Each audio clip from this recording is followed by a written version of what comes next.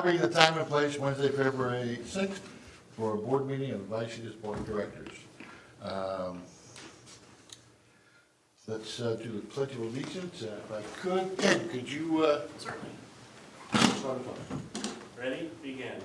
I pledge allegiance to the flag of the United States of America and to the republic for which it stands, one nation, under God, indivisible, with liberty and justice for all.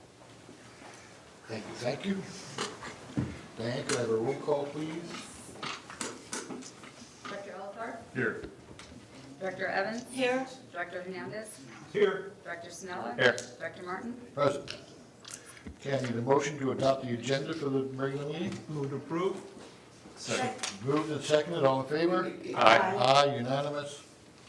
Public comment, I don't have any public comments to this slip, so there's no public comment at this time.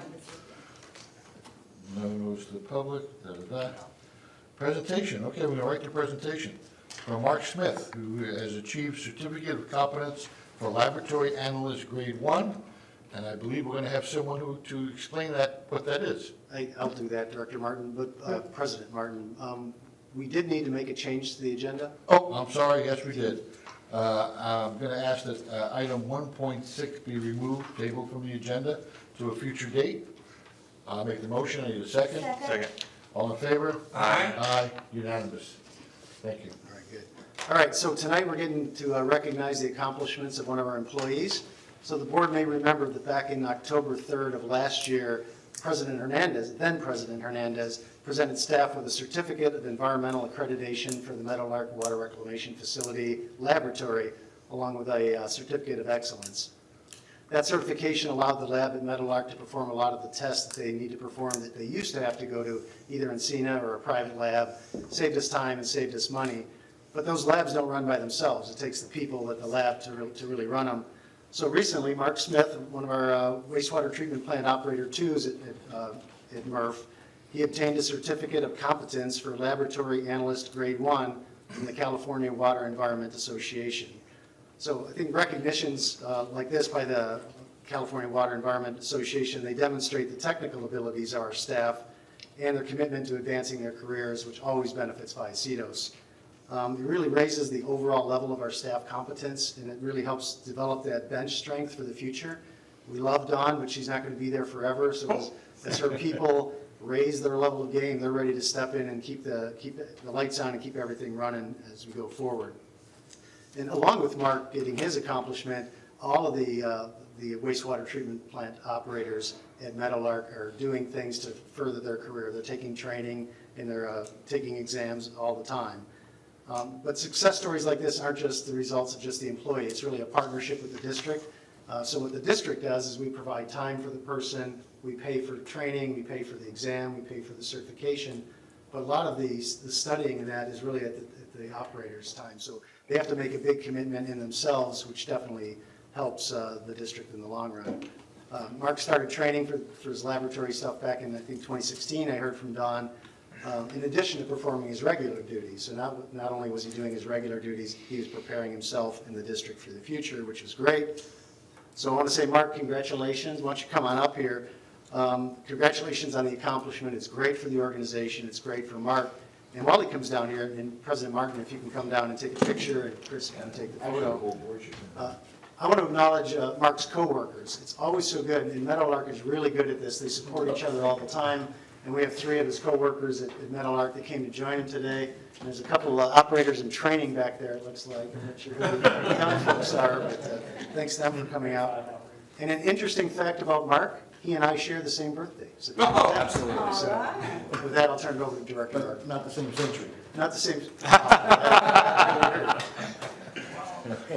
Congratulations. Appreciate it. Thank you very much.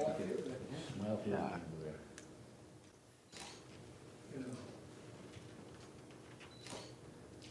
I love the flash.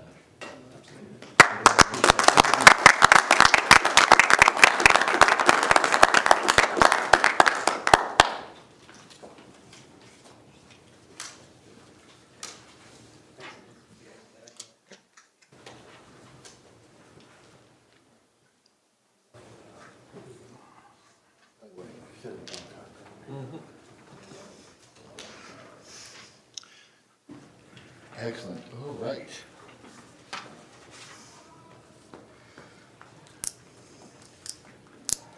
Okay, next item, oh, Mr. President, I'm sorry. Mr. Hunsaker just handed this, he's wanting to speak on 1.5, so when you do the consent calendar, you can just sign the slide, you don't have to pull it. oh, okay, just have him speak first. Okay. You could do the motion, you can do the motion in a second, and then you can set that on the slide for him to give his discussion after. Or Okay. actually, you could, yes, you can just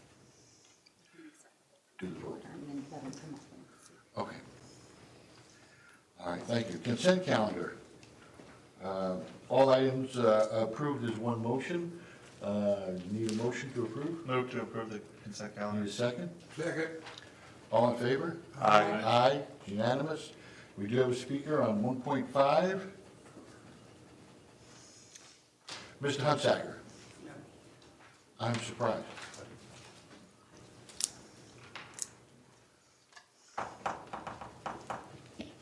Mike Hunsaker, 115 Equestrian Court, President, Twin Oaks Valley Property Owners Association. This particular development has been a contentious one.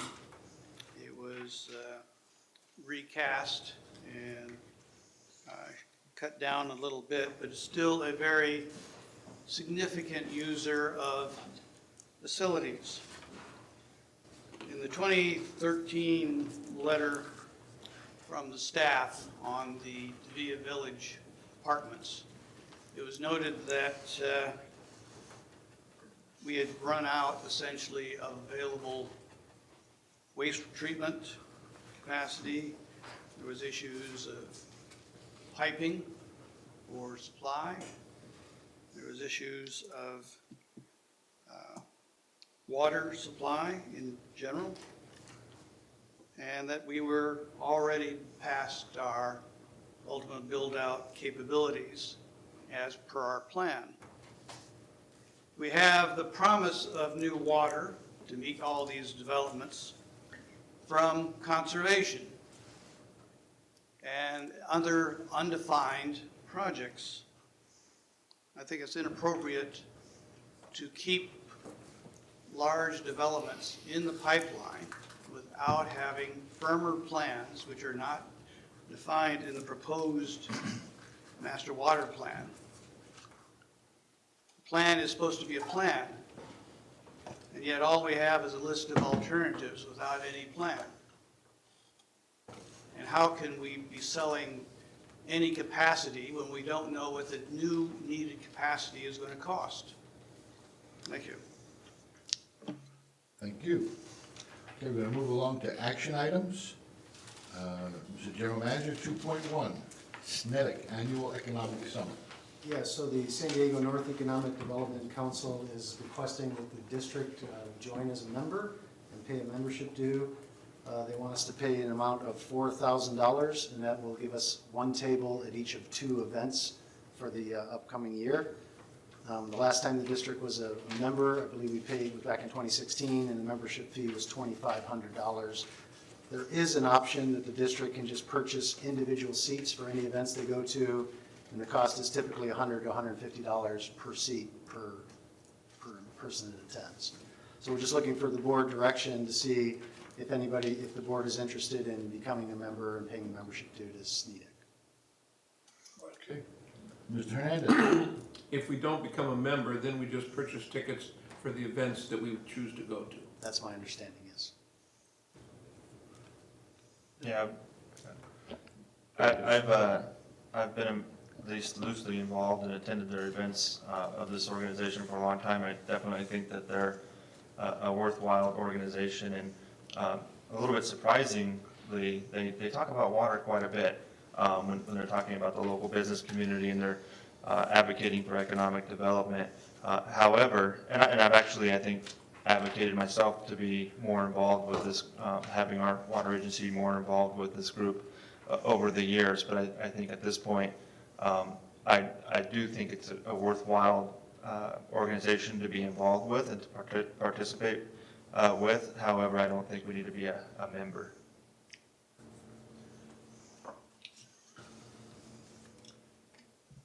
Director Evans. I would just like to say I agree with Director Sinela's comments. I think it is important, and of course, water is critical to any of our economic development. So I think it would be nice if we just pay for when we go. Clerk Delapar? Yeah, I just wanted to say I agree. I support the status quo of just paying for events when we want to go. Is that a motion? Yeah, I'd make that motion. Second.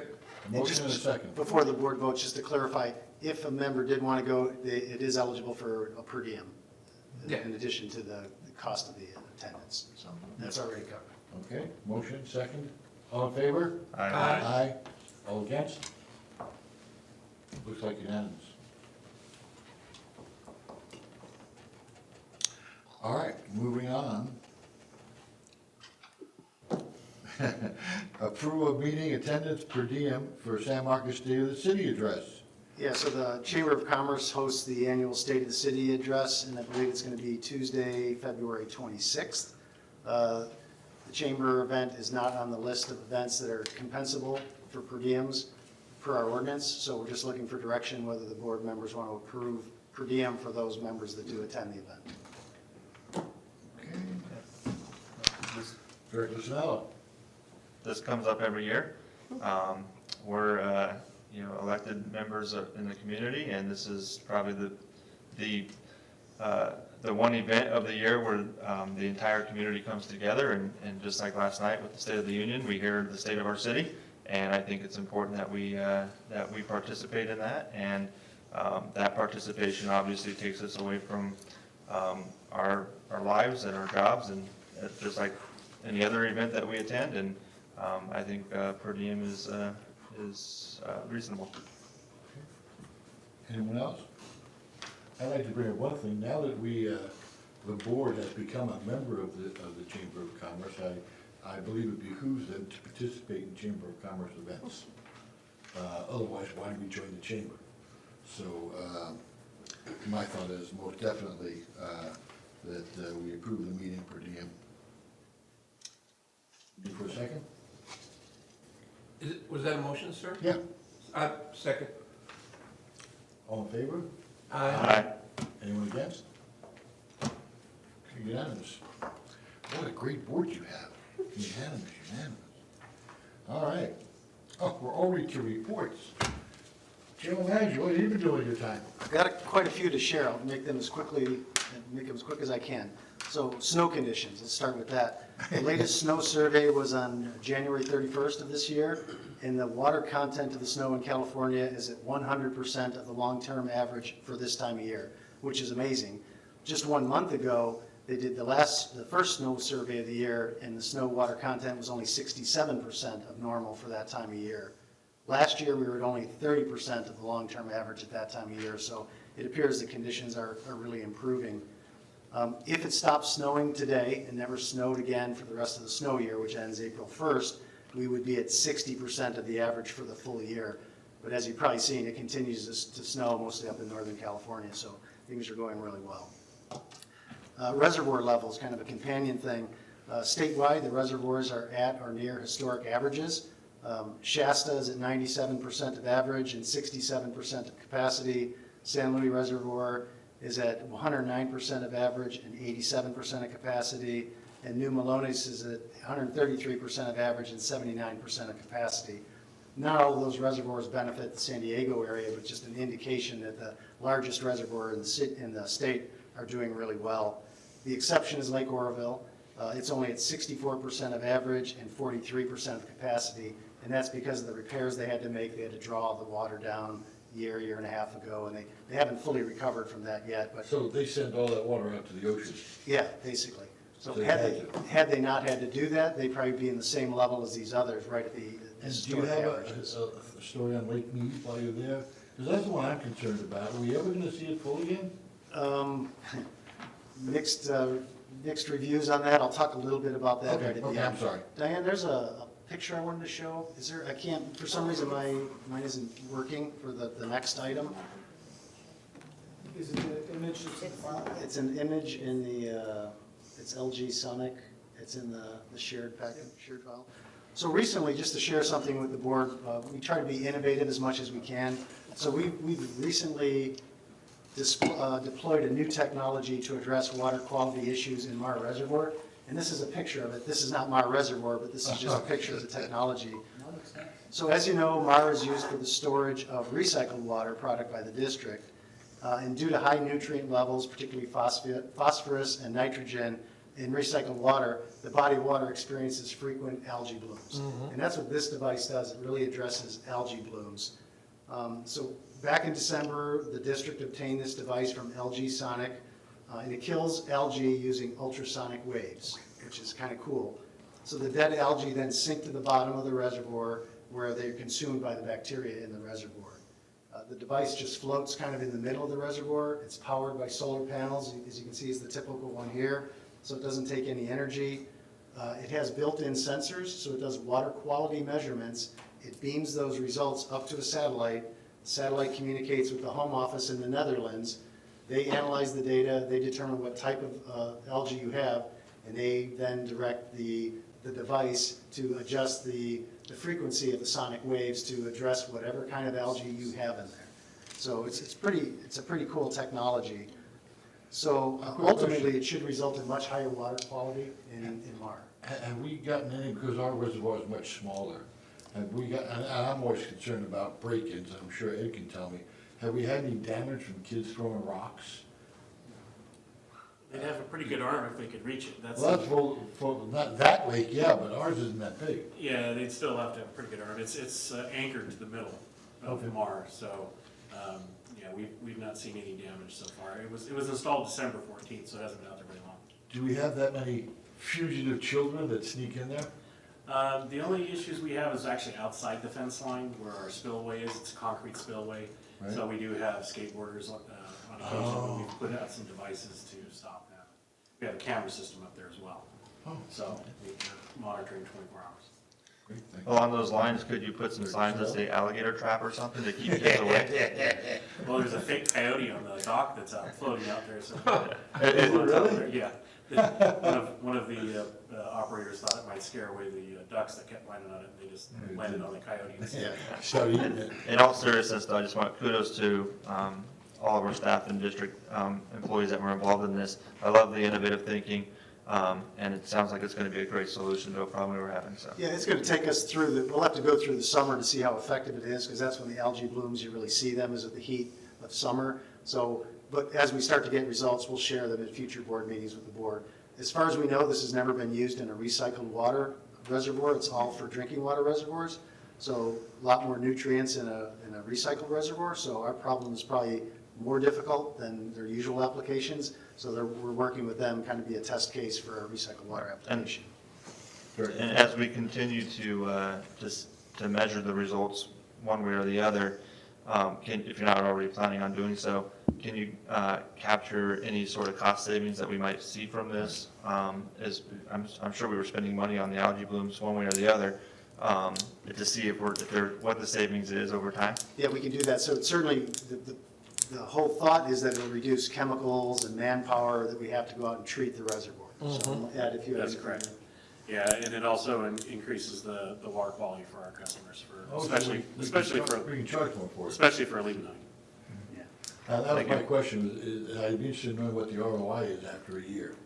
Yeah, You know, what it looked like. we have to pay for an outside service to treat with copper sulfate when we have really bad algae blooms. And it's very expensive because there's a lot of permitting involved and they have to be specialized. And there's actually only one company that is legally able to do that in Southern California. So we can't even go around for bids. So we're trying to get away from that and provide better water quality at the same time. So there should be a cost savings. Great, thank you. So the next item, just a heads up to the board that will be coming soon for an update on the Lake San Marcos litigation. It may tentatively scheduled for the next board meeting on February 20th, but these things, as the courts, as they work through the courts with settlements, it may slip, but we will be back to the board shortly. Please say the magic words, we're getting close. We're getting close. Yeah, thank you. I firmly believe we're getting closer. Yeah. All right, so two pieces of legislation that may affect the price of water. We want to make sure they're on the board's radar screen. So you may remember last year that there was legislation proposed that would put a tax on drinking water. It's called the water tax. I think it was SB 623. And they wanted to, that was intended to provide funding for the operations and maintenance of water and wastewater systems, primarily in disadvantaged communities. That was the whole purpose of it. That legislation did not pass last year, but newly elected Governor Newsom, in his kind of draft first budget, he worked with his administration, and they're proposing a budget trailer bill, which will do virtually the same thing that SB 623 proposed, which would be to pass along the cost for these funding source to residential and commercial ratepayers. So the trust fund would be funded by a water tax and taxes on agricultural water uses. It would be placed on all water customers and vary depending on the meter size. So for our typical customer with a less than 1-inch meter, it would be a 95-cent per month increase added to their bill, and obviously more for larger diameters. The other legislation addresses the affordability of water. It creates funding to help low-income residents, and they define that as households that earn less than 200% of the federal poverty level, and it would help them help pay for their water bill. They're trying to generate $600 million annually, and it could be as many as 35 to 40% of the customers in California that would be eligible for this. So it's a really big reach. And where they intend to get the money is from two sources. One, they want to place an income tax on high-income earners, so people earning more than $1 million per year would pay, and they want to place a tax on bottled water. And that'll set up an interesting showdown with the bottled water industry, which is well-funded and everywhere, as you know. And I think it's just interesting that their answer to affordability is to raise the price of water and to raise taxes. It just doesn't seem to make sense. Question? Yes, sir. Do I understand, a trailer bill needs no discussion, it just is voted up and down? Yeah, and maybe General Counsel Gilpin can address that. It's very different than legislation, Right. and how it gets passed. It's a lot easier to put a budget trailer bill into effect. So Jim, I don't know if you know. Yeah, I don't know. Okay. We can Well, share some information. Where I'm going with this is, I hope we're sending a letter or something to somebody to let them know that we are just absolutely opposed to this go around. Another irritating thing on my list of, that we can't get it approved through the voters, but we can go around the voters and just stab them in the back. Bastards. Well, if you remember, that's exactly what they did to the building community with affordable housing. There was no way to fund affordable housing, so what they did is they said, oh, well, cities, you charge all your builders extra money for every house that you build, and we'll put that into a fund, and then we'll give it to affordable housing element, which is the same exact thing they're doing with water. That's what the state does. Anyone else? Dr. Evans? I did want to point out, the water tax is being proposed by the governor, and he's trying to get that through. But Aqua and, is it SEMUA, the California Municipal Utility Association, just like the last session, they're trying to put together a water community proposal is what they're calling it, and they're trying to develop a trust fund that would actually not be the tax, develop the trust would produce money that would then take care of this. Just that they feel, if Aqua in particular is very strongly that we don't need to put a tax on water, that there's other ways to fund this. So hopefully that will go through. And the source of funding for that trust would be from the budget surplus this year. They want to put some aside. Oh, yes. Interest earnings would go to establish the funding source for this. Sort of a one-time allocation of the budget supply for trust, which seems a lot more logical. So the last item I had is in line with what President Martin asked about Lake Mead. So recently, Lake Mead keeps falling, and there's a trigger elevation. I think it's 1,075 a month above sea level. If it gets below that, it triggers automatic reductions. The Bureau of Reclamation, through the Department of Interior, kind of oversees that whole thing, and they basically told all the water users, the 7 states that use the Colorado River, they need to come up with a plan on what they're going to do. We're part of one of 3 states, with Nevada and Arizona, that are the lower basin states that really get more affected by Lake Mead, Lake Powell. But it seems as though California and Arizona didn't really sign on to the changes that need to be done. So the Bureau of Rec went on record to say that they may step in and force changes to occur. We don't know where that will go. Part of that's just posturing to force California, when I say California, really it's Imperial Irrigation District, to force them to the table along with the state of Arizona to come up with real substantive changes that would keep the water level in Lake Mead from falling below the minimum, the 1075. Okay, Clerk Evans? I thought I saw in the bulletins on the news today that Arizona had just signed on, but it's not. They did. Arizona has made some concessions, so that But- happened mid-preparation of this. Okay, so I was gonna say that was good because it did look really. So as I understand it, IID is now the kind of the holdout, and whether they're willing to give up their rights on the river. So that's all I have. That's it. Thank you very much. District Legal Counsel. I'll be very short since the general manager stole mine.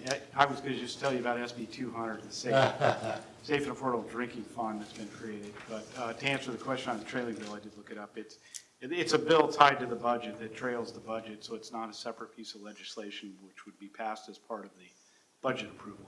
So that's all I have. Thank you. Anything from the County Water Authority? Just two things. The actual meeting isn't until the 20th, but they did announce today that we have 2 retirements coming up. Dennis Cushman, who's been with the Water Agency for over 20 years, is planning to retire mid-April. What's his job? Huh? What's his job? He is assistant general manager, so it's Maureen and then Dennis. And then we're also going to be losing Dana Freehoff. I don't know how many of you know her, and I'm not going to remember her title, but she's been with the Water Authority over 31 years. And she, in the last 2 years, has been incredible with the legislative fights that have been going on regarding the emergency ordinances that we had, mandates that we went through, and making a lot of significant changes. So we're really sorry to see she's going to go. Yes. Director Evans, is there any rumbling about what Maureen's going to be doing? There's absolutely no rumbling about Maureen whatsoever, unless that's official, or, there's rumbling all the time. This with Dennis Cushman brings about some rumblings as well. We do have an issue coming up where we have 4 delegates to the Metropolitan Water District. The last meeting, or was it December? They passed, we changed our code so that we could have someone who is not necessarily a board member be one of the delegates. And that was to address some legal issues about the possibility of having everyone be excused for conflict of interest, and so CWA couldn't make a vote on some of these big issues. So there's a big debate going on that, and since I've been out of town until just recently, so I will be talking to people this next week, but there seems to be just a subtle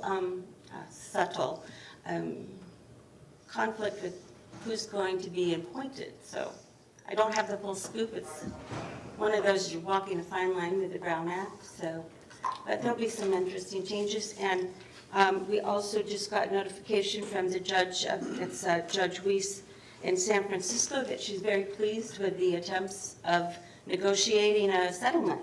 So she's actually delayed, I'm not going to know what the word is, she's delayed coming forward with something, so we have a extended period of time to negotiate. And there does seem to be a genuine desire to hopefully settle it. Not that anyone's really So willing. in answer to his question, nothing new on Maureen. No, I think her hair's longer. Encino Wastewater Authority? Yes, Capital our improvements? capital campaign meeting is in 2 weeks. Okay, Policy and Finance, that's a committee I happen to be on. Thank you again, Director Olapart. I did attend my first meeting, found it very interesting. Of the board, we didn't have a Policy and Finance Committee in January, we do have one coming up in February. So very much appreciated, knew many of the members that are on that, so it was really nice. And of course, the CEO and I go back a lot of years, which is great. Standing committees. Anybody have a report on standing? I think we have a Finance Committee report in our folder, but does anybody have anything? Yeah, the report of the Finance Committee that I chair is in our packet. We basically kind of had update on the budget that we're going to be discussing later on this year. Any other standing committees? No? No. Director's report on travel, conference, and seminars. Start with Mr. Hernandez. That end. Yes, I certainly attended the CASA, wasn't it CASA? Yeah. Yeah, and I actually sit in a survey, answered the survey, and I thought the very first sessions, that round table, was a little bit weak. Too much activity, too much noise. But beyond that, it was very good, and the last morning was excellent. The,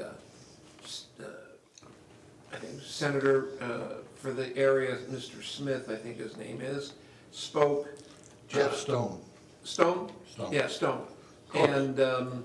And then we had, of course, the Sacramento and the federal overviews, very insightful, nothing earth-shattering, but just, some idea of what's coming up. So, very good, well attended, thanks.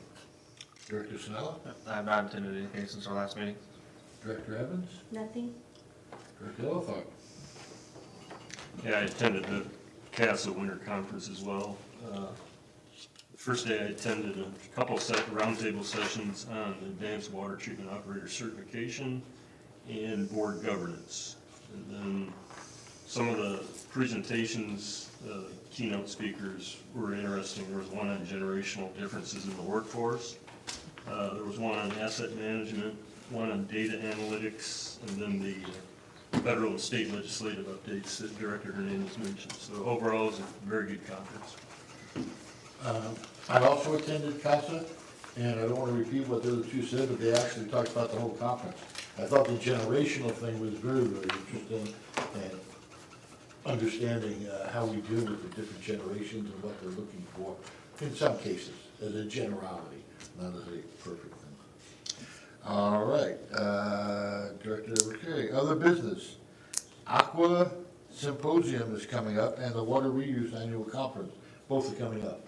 So make sure you put down on your sheet if you're going, and give it to our Secretary Diane with ample time to fill out everything she needs to fill out.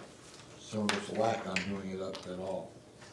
Director's comments, future agenda items? Oh, Mr. Snow? Yeah, just to give us ample time to discuss if necessary, in April will be the Boys and Girls Club annual auction. I believe we were involved with that last year and kind of been involved with them off and on over the last 5 or 6 years. So if we could add that to an agenda in the future, in the near future to have that discussion, I'd appreciate it. And their theme is Phantom of the Opera. Easy to dress for. Everyone's gonna have half a mask, the guys, and all the ladies are gonna wear ballroom dresses. It'll be pretty simple. I have one comment. Yes. I will be attending Friday. There's a half-day session for the Region 10 Board with Aqua, and it'll be up in Dana Point. Great. I'll let you know when I get back, what it was. Thank you. And with that, we're going to adjourn the meeting and move in 2 minutes back to a closed session. And we'll reconvene the closed session meeting. Reconvene in 5:38. Okay. Okay? Move, second.